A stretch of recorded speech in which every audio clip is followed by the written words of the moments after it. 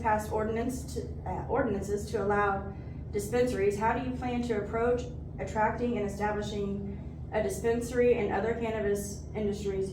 I'm putting that one in there. Okay. In our town, what steps will you take to ensure this initiative is successful and beneficial for the community? Okay, now this is a highly controversial and complex question.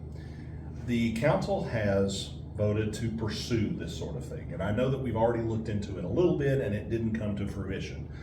My plan as mayor would be, because that is something that the council wanted to pursue, if they're continuing to support that, my job would be to try to look at as many different possibilities as we could find. Not just look at one particular company, but look at multiple companies to try to attract somebody that might be here in Pana.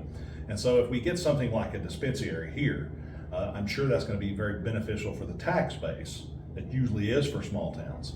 However, if people are purchasing there, I do know that the tax rate is much higher for those folks. My only concern with it is I want to make sure that the town understands that this is more medically oriented, and even if it's for recreational use, that there's a benefit to it because of safety and other such things, with all the problems that there are with different types of drugs that people might lace something with. And we want people to feel safe. You know, there's a whole lot of things that go into these things.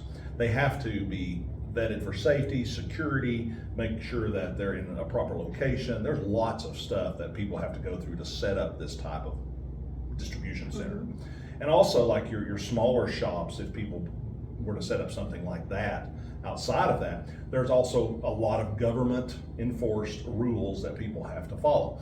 And so the thing about it is that we would have to work with the community in an open way to where the community would know that it's not something that they have to worry about when it comes to safety or security.